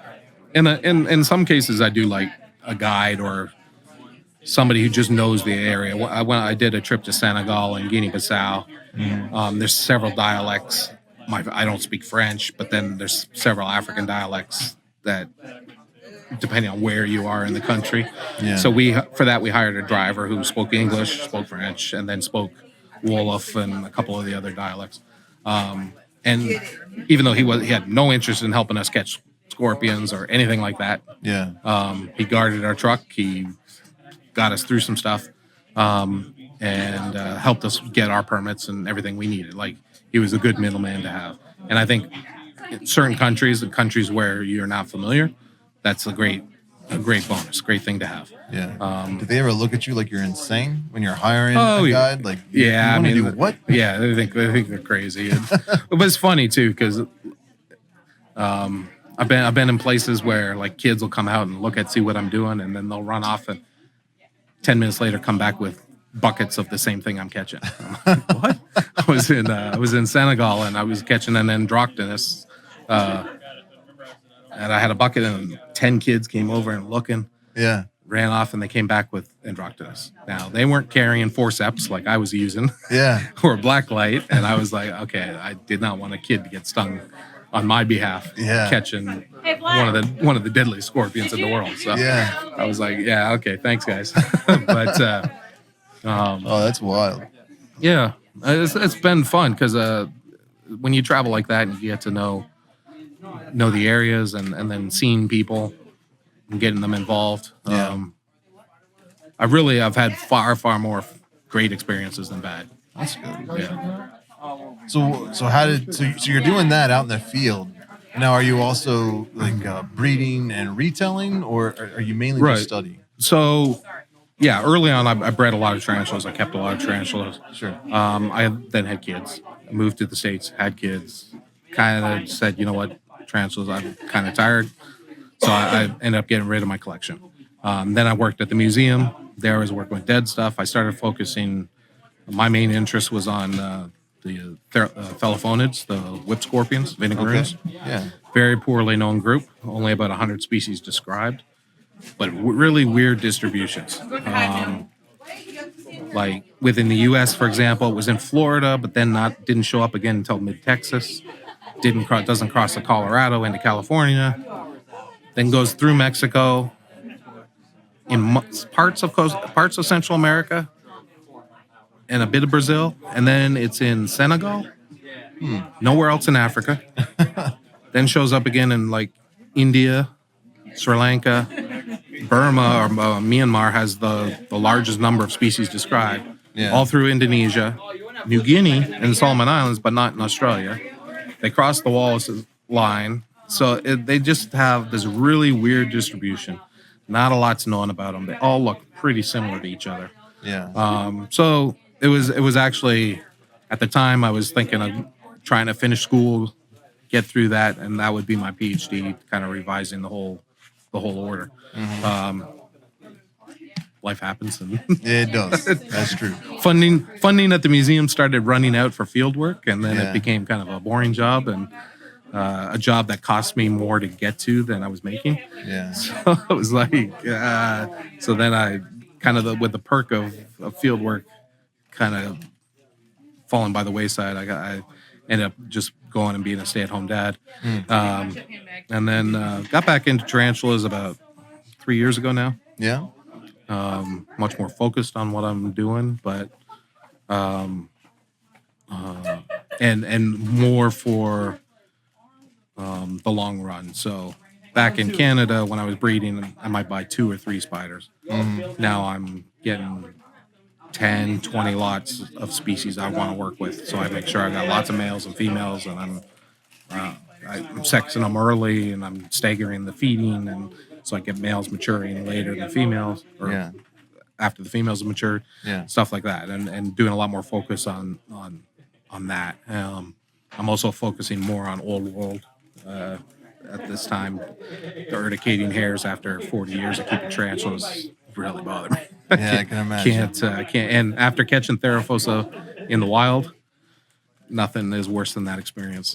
Yeah. Jeez. I couldn't imagine. Sweating and hot, and then you get covered in hairs, Oh. and you have no shower, you have no way to get it off, and it just for days you're just like Oh, no, thank you. can't scratch because it hurt. That was horrible. It was a horrible experience. My second time to French Guiana, I did not even look for a Theraphosa. If I saw one, I walked away. Yeah. If I saw a burrow where I knew there was one, I didn't care. I was like, Stay away from that. staying away. Yeah. So right now what you're doing now is breeding. Yeah. And are you selling them? Or I breed and I sell. For the most part, I have a small website. Arachnid Empire is my name, but really I just do trade shows around New York, PA, into Virginia, and then ultimately I'd kind of just like to sell everything to Tanya, or Just wholesale it. just get rid of it. Then I don't have to deal with it. I got you. But a lot of stuff I'm trying to get pretty good numbers of females. Like I've got 25 Balfours. I'm raising up about 150 versicolors so I can get a good number of females and males going. There's a few of the bread and butter species that I don't think will ever go out of style. Yeah. And people want them. And we just can't produce enough here in this country. We have to. Are you breeding any rose hairs? I actually have a guy who reached out to me and has 10 adults. Yeah. And I'm trying to connect with them to get them. Nice. So I'm not. got mine. I'm not incredibly patient though with slow growing stuff. Yeah. So that's I keep them for a while, and I'm like, the ebb and flow of species is so strange though. Like, 'cause Yeah. my first one, there was everywhere I went, there were like racks in every local pet store of rose hairs, and I know a lot of them were wild caught and stuff. They were all wild caught, Yeah. and that's why they're not around. Yeah. Things like Chilenensis, Homo Chilenensis that everyone wants. Yeah. People pay $200, $300 for a spiderling. They were $10 each as adults. As soon as Chile closed, forget it. Yeah. And now they're gold. I mean, my friend had a couple of rose hairs at a show last weekend. He put a $200 price tag. I think he sold both of them On rose hairs? on rose hairs. Wow. That used to be $5 each. Yeah. And that was retail. Yeah. I think I paid $10 for mine. It was like $9.99 Yeah. or something like that. So, but that's the way, and that's what's going to happen with curly hairs. It's going to happen you can't support a hobby and the hunger for these wild caught animals. Yeah. And it's sad. Like I don't sell wild caught. I've been offered Arizona blondes, for example, really scare me. Yeah. I went last summer with Tanya down to Arizona. I was going to show her how to locate tarantulas in the wild. She had never seen them. Mm-hmm. And first off, it was dry. The rains hadn't hit yet, so most of the burrows were plugged. But it was hard finding them. Mm-hmm. Those animals that are getting pulled out and being sold by the hundreds or thousands a year are 15, 20 years old. How can any habitat sustain, any ecosystem sustain that kind of pillaging Yeah. of a top predator? The number of curly hairs and striped knees that are coming out of Nicaragua is scary. Like at that show I was just at, you could buy 100 lots of striped, and that's at a show that anybody could just go buy 100 lot. Yeah. And you can't sustain that. Yeah. But at the same time, who's going to breed them? Because if you can buy an adult for $5, what are you going to sell a spiderling for? Right. What for the amount of work it takes to separate 500 spiderlings and feed 500 spiderlings of chalcodes or of Somani or curly hairs. Some people do it, but you might get $5. Yeah. But for the amount of work, Yeah. and so there's it's an unfortunate thing, and so as a result of that, a lot of people aren't breeding those things, aren't breeding vegans, aren't breeding because they're just so common, and you can get adults or subadults for the same price as babies. Yeah. And because they're a slow growing animal, people just will almost always go for the bigger thing. Yeah. And it's unfortunate because we're seeing it already with some things. Guyana has not come in a long time. I talked to a friend of mine who's an importer, and he said that the quotas went way down. So I think he said 200 Theraphosa sturmi are allowed out per year, which is a good thing. Because again, it's a big animal. Yeah. It's a big predator on the jungle floor. And we were taking them out by the thousands. Strictly Reptiles or some of these big importers in Florida. Yeah. They would import. It's cheaper for them to import by quantity, so they would import 1,000 of them, and it's just the wild can't handle that, and we see it time and time again. But then we see where it's helped, like Brachypelma. I thought years ago when they put Brachypelma on CITES, I was like, why are they putting these animals on CITES? Yeah. I'm like, I knew Smith Eye was coming out in pretty big numbers, like back in the day when they were $15 each and stuff. But it's pretty much stopped. I mean, yes, there's still some adults coming out that I find hard to believe are captive bred adults and raised in Mexico and then sold. But we saw it today. I mean, Tanya got a shipment in of captive bred Mexican Brachypelma, which is fantastic. And 20 years ago, I never thought I would see that coming out of Mexico. And there's at least 3 big breeders in Mexico that export. And I think it's fantastic. I wish other countries did it. I used to do dart frogs for a couple of years, and there's a company in Ecuador and a company in Colombia that started breeding the rare Ufega, the rare large dart frogs that are very sought after. They started captive breeding them, still selling them to us for $1,000 each. And people were buying up every single one. Wow. And I don't think it's probably stopped the smuggling because, of course, $1,000 is a lot. Yeah.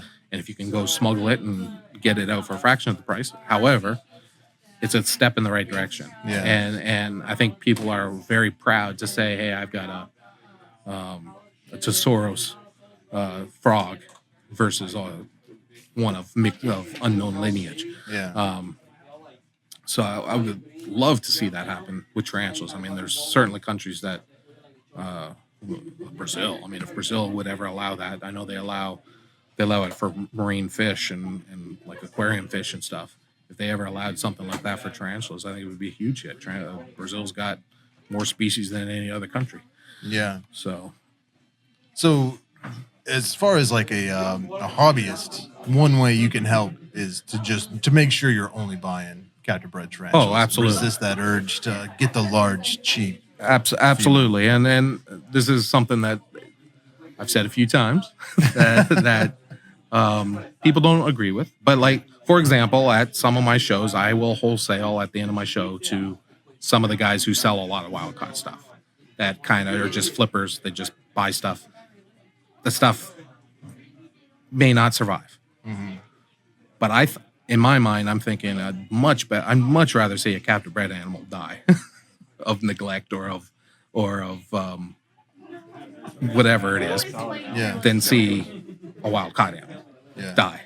So if me selling him or them 10, 15 species of captive bred stuff, then when he gets the next thing from Strictly that only has 2 species of wild caught on it, maybe he will say, "Oh, I got plenty of spiders already from Jeremy." Yeah. And so that's kind of the way I've always thought. A captive bred animal, you can't release it back into the wild. They're captive bred animal. Yeah. So I'd much rather push those on some of these guys who just flip stuff. I'd like to produce enough that I can call up Strictly and say, "Hey, buy 500 lots of versicolors, 500 lots of," and then sell my stuff to them, even though they might not have a great reputation and a great reputation for bringing in wild caught animals. But if I'd much rather have them selling captive bred animals, whether it's from me or somebody else. I followed that logic. Yeah, that makes sense. Yeah, it's been weird lately. Like, I don't know if it's just because I've been getting a lot more messages lately, but there's been multiple times curly hairs, Somanis, and I don't remember the other species. But people are buying them at a show, bringing it home. A month later, there's an egg sac. Yeah, and they're like, "Why?" And I'm like, "Well, that's because it was probably a wild caught." Yeah. So tarantulas in the wild, they breed in the fall for the most part. Like if we take something like Somani and stuff, they're going to breed in the fall when it's kind of the start of the dry season. That's when the males mature. They come out, they breed. The female then will dig down, be a little dormant over the winter, start fattening up. When they unplug their burrows and the rains come, that's when they're making their egg sacs. A lot of the collecting is happening during that, so they're catching them just before they produce the egg sac. So that's the other point.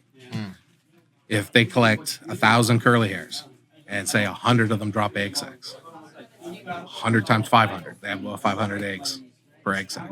That's that many more babies that should have been in the wild. Just 5,000 babies that have been, if I did my math right. Yeah. I think that's what so 500 eggs in an egg. 50,000, right? Yes. Yeah. We'll go with your math. Because I'm not good at math. But yeah, that's pretty wild. Yeah, so it's devastating. Yeah, really. it is, and it's we can do something about it. Yeah, we can promote captive bred. We can not go after the adult pink toe, the adult curly hair, and insist on buying on captive bred. Yeah. Now, that's not to say I'm not interested in wild caught myself. I still, if it's a species that if it's a species I've collected, for one, because I know I'm collecting just for me. I'm not collecting. I'm collecting 5, or I can sex them in the field. like I don't need to catch every one. Right. Or if say an importer does bring in something, like not too long ago, an importer brought in some stuff from Vietnam. I was like, that looks different. So I bought some because I wanted to know what they were. Yeah. And they look different than kind of what has always come in. So there are cases where that is the case, but we know what curly hairs are. We know what stripeys are. Yeah. They all come in with egg sacs. So there's plenty of babies available. Even at the shows I do, reptile vendors have them as freebies. Yeah. So they're out there. Just got to be patient and raise them up and get them to an adult. And and that's the joy of keeping stuff, seeing something grow, and all the changes, especially some species like versicolor. It's a different color every time it sheds. Yeah. Like it's a different shade of blue as the baby is to juvenile, and then starts getting the adult coloration. Different patterns. Different patterns, Yeah. and it's just they change every step of the way. That's why I like the green bottle blue so much. Yeah, exactly. Green bottle blues. Green bottle blues, hands down. If you're only keeping one tarantula, it's the tarantula half. Heck yeah. It's I agree. 100%. great feeding response. They grow fast, colorful. They're always out. They silk. I mean, that's kind of what everyone wants. Yeah. There's a whole bunch of tarantulas that are common pet tarantulas that people want. To me, are pet rock. Yeah. Like Grandma Stolopulcher is a beautiful tarantula. Doesn't do a damn thing. No. Just sits there. Yeah. Like every day, it'll be sitting in the exact same spot. So, yeah. That's very cool. So if people want to find out more about you and what you have available, what's the best way to come across your information? So my website's arachnidempire.com. Okay. Best to message me though, because I'm not real. I get a lot of different stuff, and sometimes I only get a few, so I don't put them on the website. Yeah. And you could also Google my name. I've got some papers out there on whip scorpions and scorpions if you want. If anyone, I also have 2 tarantulas that have been named after me. So You do? Which ones? Pseudocnemus Jeremy Huffi and Okay. Trichopelma Huffi. Just got Right on. described. That one's from, first one was from Malaysia. Second one is little dwarf species from Dominican Republic. Very cool. Yeah. Congratulations. Can you say congratulations for having a species I think it's named cool. after you? I think it's cool. I didn't know if that was the correct etiquette, but I would want. I think Yeah, it's cool. that's exciting. I only have one of them in my collection. I need Trichopelma still. Yeah. Is it difficult to get species named after you? Yeah. Yeah? Yeah. Well, yes and no. I think That would be I think like part of the if deal. you're a pro, like I was a pretty prolific collector at the museum. Yeah. I collected thousands of scorpions. I found several new genera, several new species. I discovered Avicularia requesti, which is now Antilleana requesti, in Dominican Republic. So I mean, I've always considered myself a very observant person and good collector. Yeah. Just I don't know. I just find myself really in tune when I get into the forest. I don't feel like I miss much. That's awesome. So I've been fortunate to find a lot of stuff that's new. Yeah. And it helps also go into countries that aren't well traveled, Yeah. or aren't well explored. Being in French Guiana or Senegal or Guinea-Bissau, some of these countries that people just don't go to. Yeah. Or haven't gone to for a long time to collect, has really helped. I mean, and in Dominican Republic, I've found four new species of tarantulas there, and I probably have found 3 or 4 new species of whip scorpions there. It's an amazing country for arachnids. Unbelievable country for arachnids. Yeah. Cuba's even 10 times better from what I hear. Oh wow. Like Cuba's unbelievable. The number of species there. Yeah. But they're like in Dominican Republic, there's probably 40 species of scorpions. Yeah. And I mean, even if we look at all these Formictopus, like I was joking earlier today with Frank and Tom about it. I'm like, Formictopus to me is all one thing until somebody sits down and figures it out. Yeah. Green femur, full green, gold carapace, like all these different purple, blue. Like, yes, Dominican Republic is very diverse. There's a lot of stuff there, but it's a tiny place. You can get from any point in the country to any other point in the country within 5 hours. So to think that there's this many species, it's very possible. Yeah. We see it in scorpions, but scorpions also have very specific niches. You get them on, you'll get one species on foot tall grass, and then you get another species on the bark a foot above. You get another species up in the leaves, like in the same spot. Right. Tarantulas, not so much. They're bigger. They take up more space, and especially Formictopus, they all kind of live in the same spot. So you're very unlikely to get 2 species in the same area. So you think that they would just be So morphs or I think variations? they could be, but nobody's done any work. Nobody's done I don't know what their spermatheca look like. I haven't spent any time looking at molts or anything like that. To do, it's a species I can't really keep. I decided to get back into them, and I got a bunch. Started scratching. I was like, yeah, no more Formictimus for me. So I got rid of Formictimus. I got rid of all my Pamphobates, all my Theraphosa. I can't do them. Yeah. But some work needs to be done. It's very possible.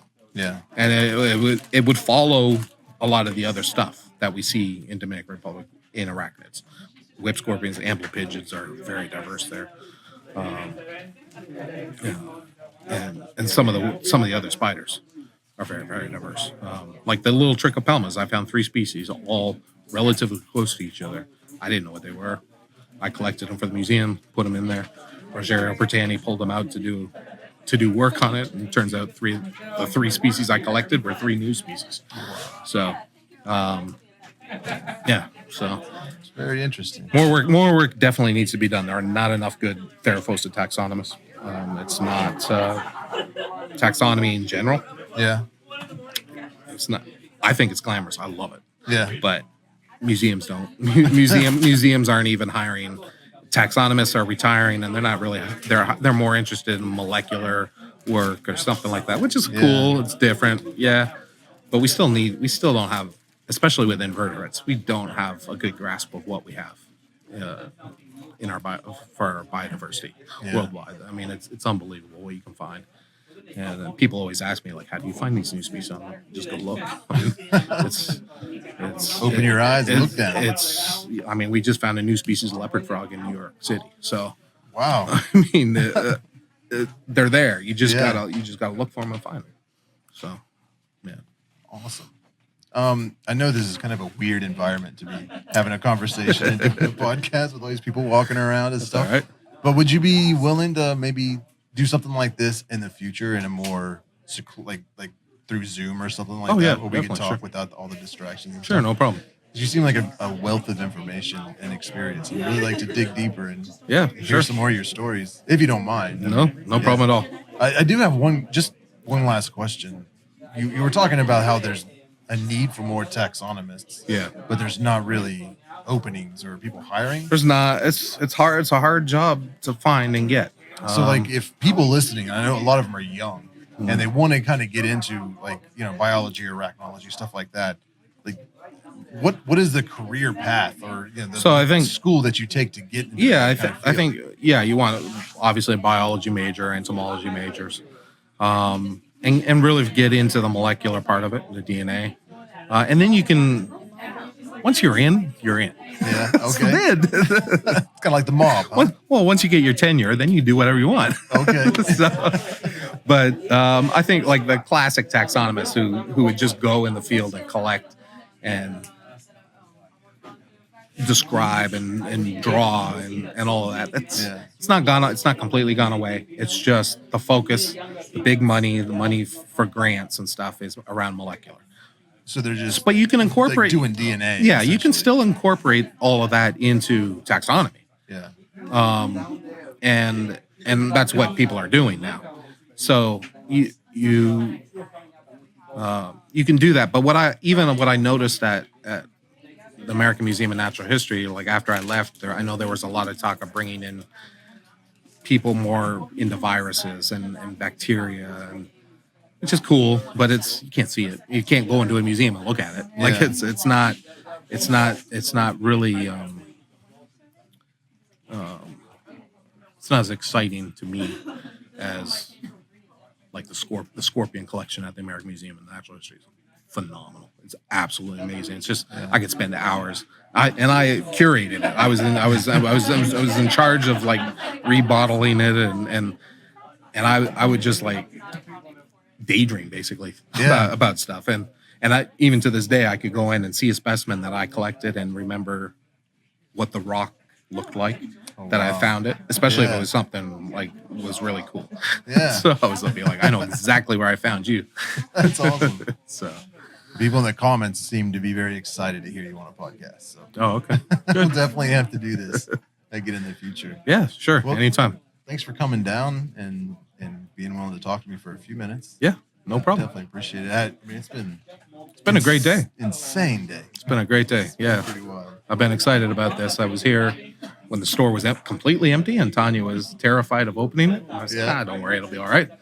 And then I was here when we were building that and The little the hutch thing, and we came down and did that. And then I came down for the first kind of opening. It's been fun to watch and see from afar. The building opening. Yeah, and I pulled in here this morning. I was like, whoa. Yeah, it was intimidating. It's nice. It was good. Yeah. It's not like in my first stint in the hobby, I never would have imagined that in North America. Yeah. In London, for the British Tarantula Society, absolutely. Yeah. Like that they have such a huge following in Europe and a huge community in Europe. I just wasn't seeing it here.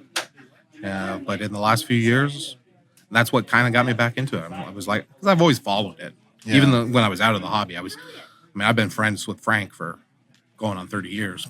And so I've kind of always still followed the hobby and seen the new species. Like when Balfour came out, I was like, yeah, I should get back in the hobby for that one. And a couple other things. Yeah. But then I was just seeing more and more talk, and it's blowing me away. And that's why I love doing shows, talking to people and seeing people and getting people interested. It seems to be blowing up in all areas. Like there's a lot more people making tarantula related content. A lot more dealers are popping up. A lot more breeders. Yeah. A lot more artists are doing tarantula artwork. I mean, it's growing everywhere. Like I said, like back in the day, like I had to wait for Brian Capiz to either fax me or mail me his price list. Fax you. Wow. Or like I bought a fax machine just so I could get his list and a couple other people's lists. It's the only reason I had a fax machine. For the young ones listening that have no idea what a fax machine is, it's kind of like email, but you would write it and then stick it in a machine and then it would print out on the other side. Yeah. And it was always on like waxy paper, and if you kept it warm, it would disappear. Yeah. Good old times. But that's how. So communication and getting the knowledge, and it was much harder. You had to come to an event to find like-minded people. Today, with the internet and everything, you can connect much easier. And so I'm not surprised that the hobby's growing because of that. And I think it's a great hobby. I mean, especially for people with busy lifestyles. I mean, there's not too many animals that kind of thrive on neglect. Yeah, that's a good point. Yeah, so. Very cool. Right. Well, thank you so much, All man. right. It's been a pleasure talking to you. We'll definitely have to do it again. All right. Definitely. Thank you. All right, cool. I'll see you. And that was arachnidempire.com. Check out his website. Follow him on Facebook, and just Google his name. You will find him.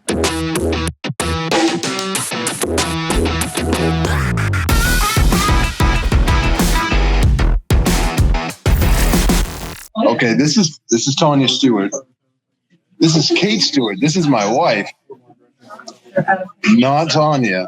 This is Tanya's husband.